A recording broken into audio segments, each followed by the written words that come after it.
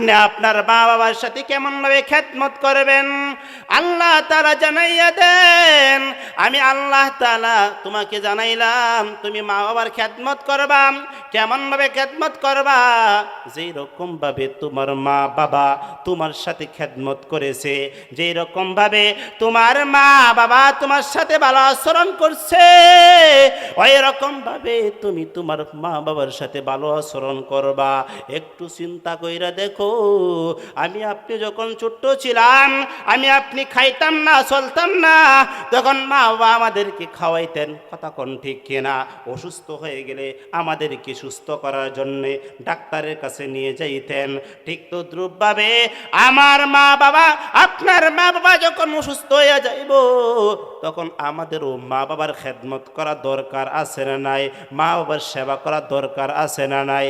এই কথাটাই আল্লাহ বলেন, ওয়াবিল ওয়ালিদাইনি ইহসানা, তোমরা মা বাবার খেদমত করবা, তোমরা মা বাবার সেবা করবা, মা বাবার খোঁজ খবর নিবা। হাদিসের ভিতরে রহমতের নবী কয়, মা বাবা হচ্ছে তোমার জন্য জান্নাত, হুমা জান্নার কাওয়ানারুন, মা বাবাই হলো তোমার জান্নাত আর মা বাবা হলো তোমার জাহান্নাম। ও সন্তান, তুমি যদি মা বাবার খেদমত করতে পারো, তুমি যদি মা বাবার সেবা করতে পারো, মা বাবার দেখাশোনা করতে পারো, তাহলে মা বাবা তোমাকে জান্নাতে যাওয়ার কারণ হবে। আর যদি তুমি মা বাবার খেদমত না করো, মা বাবার সেবা না করো, কিন্তু এটাই জাহান্নামে যাওয়ার কারণ হবে। সেই কথাটাই অন্য এক হাদিসে রহমতের নবী বলেন, রিদার রব্বি ফি রিদাল ওয়ালিদাইন ওয়া সাখাতুর রব্বি ফি সাখাতুল ওয়ালিদাইন।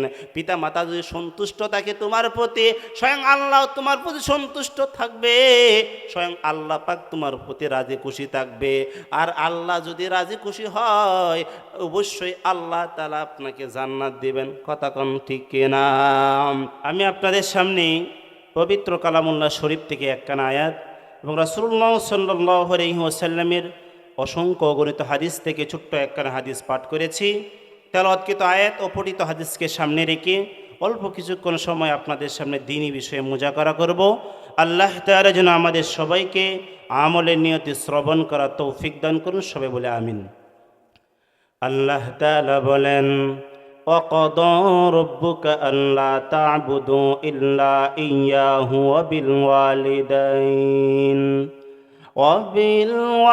وَبِالْوَالِدَيْنِ إِحْسَانًا। আল্লাহ তাআলা বলেন, আমি আল্লাহ তাআলা ফাইসালা করে দিলাম, আমি আল্লাহ তাআলা সিদ্ধান্ত করে দিলাম, দুনিয়ার জিন্দগিতে তোমরা আমার হুকুম আহকামগুলো পালন করবা, তোমরা আমার ইবাদত বন্দি করবা, তোমরা আমার দাসত্ব করবা, অন্য কারো তোমরা গোলামি করবা না, অন্য কারো উপাস্য তোমরা করবা না, একমাত্র উপাসনা করবা, একমাত্র ইবাদত করবা আল্লাহর। যেই আল্লাহ আপনাকে আমাকে বানাইছেন, যেই আল্লাহ আসমান জমিন বানাইছেন, যে আল্লাহ কুল কায়নাত সব কিছু বানাইছেন, সেই আল্লাহর ইবাদত আমি আপনি সকলেই করব। আল্লাহ এই কথাটাই বলেন, দুনিয়ার জিন্দেগিতে যাওয়ার পর তোমরা আমার হুকুম আহকামগুলো পালন করবা, তোমরা আমার দাসত্ব করবা, আমার উপাসনা করবা। আমার উপাসনা করার পর, আমার দাসত্ব করার পর, ওয়াবিল ওয়ালিদাইনি ইহসানা, তোমরা মা বাবার সাথে ভালো আচরণ করবা, মা বাবার সাথে উত্তম আচরণ করবা, মা বাবার সাথে দেখাশোনা করবা, মা বাবার খোঁজখবর নিবা। ও মুসলমান, আপনি আপনার মা বাবার সাথে কেমনভাবে আচরণ করবেন, আপনি আপনার মা বাবার সাথে কেমনভাবে খেদমত করবেন, আল্লাহ তাআলা জানাইয়া দেন। আমি আল্লাহ তাআলা তোমাকে জানাইলাম, তুমি মা বাবার খেদমত করবা। কেমনভাবে খেদমত করবা? যেই রকমভাবে তোমার মা বাবা তোমার সাথে খেদমত করেছে, যেই রকমভাবে তোমার মা বাবা তোমার সাথে ভালো আচরণ করছে, ওই রকমভাবে তুমি তোমার মা বাবার সাথে ভালো আচরণ করবা। একটু চিন্তা কইরা দেখো, আমি আপনি যখন ছোট্ট ছিলাম, আমি আপনি খাইতাম না, চলতাম না, তখন মা বাবা আমাদেরকে খাওয়াইতেন, কথা কোন ঠিক কিনা? অসুস্থ হয়ে গেলে আমাদেরকে সুস্থ করার জন্যে ডাক্তারের কাছে নিয়ে যাইতেন। ঠিক তো দ্রুপভাবে আমার মা বাবা, আপনার মা বাবা যখন অসুস্থ হয়ে যাইব, তখন আমাদেরও মা বাবার খেদমত করা দরকার আছে না নাই? মা বাবার সেবা করা দরকার আছে না নাই? এই কথাটাই আল্লাহ বলেন, ওয়াবিল ওয়ালিদাইনি ইহসানা, তোমরা মা বাবার খেদমত করবা, তোমরা মা বাবার সেবা করবা, মা বাবার খোঁজ খবর নিবা। হাদিসের ভিতরে রহমতের নবী কয়, মা বাবা হচ্ছে তোমার জন্য জান্নাত, তোমার জান্নার কাওনা রোগ। মা বাবাই হলো তোমার জান্নাত, আর মা বাবা হলো তোমার জাহান্নাম। ও সন্তান, তুমি যদি মা বাবার খেদমত করতে পারো, তুমি যদি মা বাবার সেবা করতে পারো, মা বাবার দেখাশোনা করতে পারো, তাহলে মা বাবা তোমাকে জান্নাতে যাওয়ার কারণ হবে। আর যদি তুমি মা বাবার খেদমত না করো, মা বাবার সেবা না করো, কিন্তু এটাই জাহান্নামে যাওয়ার কারণ হবে। সেই কথাটাই অন্য এক হাদিসে রহমতের নবী বলেন, রিদার রব্বি ফি রিদাল ওয়ালিদাইন ওয়া সাখাতুর রব্বি ফি সাখাতুল ওয়ালিদাইন। পিতা মাতা যদি সন্তুষ্ট থাকে তোমার প্রতি, স্বয়ং আল্লাহ তোমার প্রতি সন্তুষ্ট থাকবে, স্বয়ং আল্লাহ পাক তোমার প্রতি রাজি খুশি থাকবে। আর আল্লাহ যদি রাজি খুশি হয়, অবশ্যই আল্লাহ তাআলা আপনাকে জান্নাত দিবেন, কথা কোন ঠিক কিনা? এতেই কান্ত না, রহমতের নবী বলেন, যে ব্যক্তি দুনিয়ার জিন্দেগিতে মা বাবার খেদমত না করবে, মা বাবা দেখাশোনা না করবে, তাহলে দেখবেন মা বাবা কিন্তু আপনার প্রতি অসন্তুষ্ট হয়ে যাবে, মা বাবা আপনার প্রতি নারাজ হয়ে যাবে। মা বাবা যদি আপনার প্রতি নারাজ হয়, মা বাবা আপনার প্রতি অসন্তুষ্ট হয়ে যায়, স্বয়ং আল্লাহ তাআলাও অসন্তুষ্ট হয়ে যান, কথা কোন ঠিক কিনা? সেই জন্য আমরা আল্লাহকে সন্তুষ্ট করার দরকার আছে না নাই? আমি আপনি যদি আল্লাহকে সন্তুষ্ট করতে চাই, রবকে সন্তুষ্ট করতে চাই, তাহলে দুনিয়ার জিন্দেগিতে মা বাবার খেদমত করতে হবে, মা বাবার সেবা করতে হবে। ও মুসলমান, আল্লাহর গোলাম, হাদিসের ভিতরে রহমতের নবী বলেন, তিনটা আমল এমন আছে, যেই তিনটা আমল আল্লাহর কাছে সবচেয়ে পছন্দনীয়। আব্দুল্লাহ ইবনে মাসউদ রাদিয়াল্লাহু তাআলা আনহু নবীকে গিয়ে জিজ্ঞেস করে, আইয়ুল আমালি আহাব্বু ইলাল্লাহ, কোন আমলটা আল্লাহর কাছে সবচেয়ে প্রিয়, কোন আমলটা আল্লাহর কাছে সবচেয়ে পছন্দনীয়? তখন রহমতের নবী ডাকতে বলেন, আসসালাতু আলা ওয়াক্তিহা, সময় মতো নামাজ আদায় করা, ঠিক সময়ে নামাজ আদায় করা, ওই আমলটাই আল্লাহর কাছে প্রিয়। ও মুসলমান, তাহলে আমাদের নামাজ পড়ার দরকার আছে না নাই? 5 ওয়াক্ত সময়, 5 ওয়াক্ত টাইমে আমরা যদি নামাজ আদায় করি, এই নামাজ পড়াটা আল্লাহর কাছে সবচেয়ে পছন্দনীয় আমল, ওই আমলটা আল্লাহর কাছে সবচেয়ে গৃহীত আমল, মকবুল আমল। সেই জন্য আমি আপনি সবসময় 5 ওয়াক্ত নামাজ পড়ব, আল্লাহ সবাইকে কবুল করুক, বলি আমিন। তারপর সাহাবী আবার জিজ্ঞেস করলেন, মায়ুন, তারপর কোন আমলটি আল্লাহর কাছে সবচেয়ে বেশি পছন্দনীয়? তারপর কোন আমলটি আল্লাহর কাছে সবচেয়ে বেশি গ্রহণযোগ্য? রহমতের নবী ডাক দিয়ে বলেন, বিররুল ওয়ালিদাইন, মা বাবার খেদমত করা, মা বাবার সেবা করা, মা বাবার দেখাশোনা করা। মা বাবা যখন অসন্তুষ্ট হয়ে যায়, তখন মা বাবার সন্তুষ্ট করা, এই আমলটাই আল্লাহর কাছে পছন্দনীয়। তাহলে ভাই, মা বাবাকে সন্তুষ্ট করার দরকার আছে না নাই? মা বাবার খেদমত করা দরকার আছে না নাই? অবশ্যই মা বাবার খেদমত করতে হবে, মা বাবার সেবা করতে হবে, সেই আমলটাই আল্লাহর কাছে গ্রহণযোগ্য, কথা বলেন ঠিক কিনা? তারপর সাহাবী জিজ্ঞেস করলাম, সুম্মায়ুন, তারপর কোন আমলটি আল্লাহর কাছে সবচেয়ে গ্রহণযোগ্য? তারপর কোন আমলটি আল্লাহর কাছে গ্রহণযোগ্য? রহমতের নবী বলেন, আল জিহাদু ফি সাবিলিল্লাহ, আল্লাহর রাস্তায় জিহাদ করা।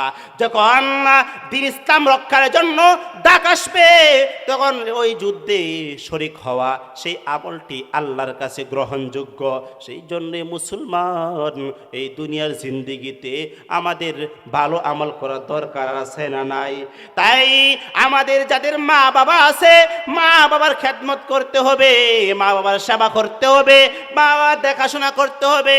আমি আপনি যখন বিভিন্ন কাজকর্মদের ভিতরে থাকি, দোকানপাটে থাকি, কাজকর্ম করে যখন বাড়িতে আসি, একবার যদি মাকে রহমতের দৃষ্টিতে তাকায়, একবার যদি মা বাবার দিকে রহমতের দৃষ্টিতে তাকায়, আল্লাহ তাআলা আপনার আমল নামায় একটি কবুল হজের সব লিখে দিবেন। কন্যা সুবহানাল্লাহ।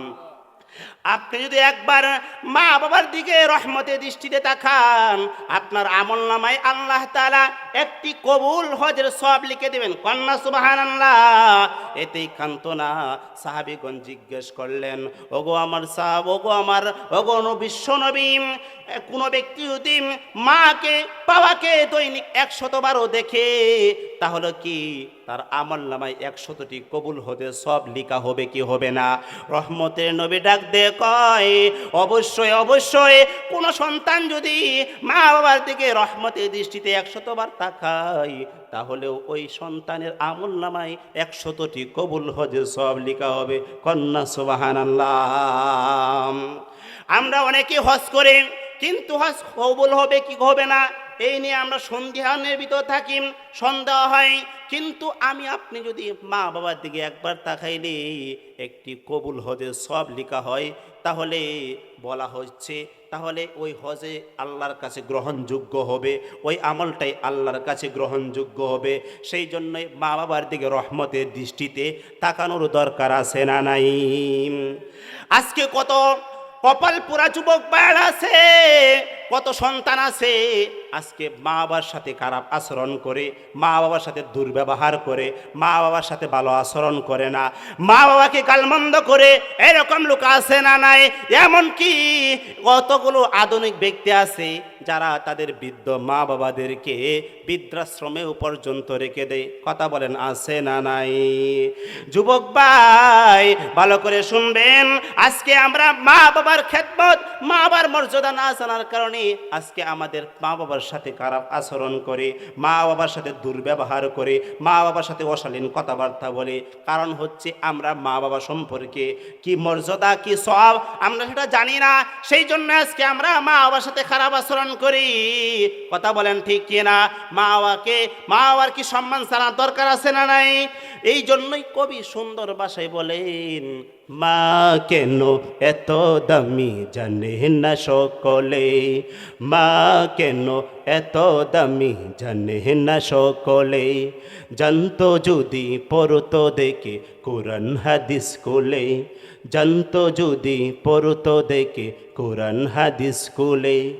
একটি হজের সওয়াব মিলে, মকবুল হজের সওয়াব মিলে, মাকে একবার দেখিলে দেখিলে, মা কেন এত দামি জানে না সকলে, মা কেন এত দামি জানে না সকলে, জানতো যদি পড়তো দেখে কোরআন হাদিস কোলে, জানতো যদি দেখতো কোরআন হাদিস কোলে। একটি হজের সওয়াব মিলে, কবুল হজের সওয়াব মিলে, মাকে একবার দেখিলে দেখিলে, মা কেন এত দামি জানে না সকলে, মা কেন এত দামি জানে না সকলে। 10 মাস 10 দিন গর্ভে ধারণ করেছিলেন মাই, সহ্য করেছিলেন মাই যতই যন্ত্রণা। কথা কন ঠিক কিনা? 10 মাস 10 দিন গর্ভে ধারণ করেছিলেন মাই, সহ্য করেছিলেন মাই যতই যন্ত্রণা। মাকে কষ্ট দিলে আল্লাহ, মাকে কষ্ট দিলে আল্লাহ আরো শোকাবে বলে, মা কেন এত দামি জানে না সকলে, মা কেন এত দামি জানে না সকলে, জানতো যদি পড়তো দেখে কোরআন হাদিস কোলে, জানতো যদি দেখতো কোরআন হাদিস কোলে। সেই জন্যই মা বাবার খেদমত করা দরকার আছে না নাই?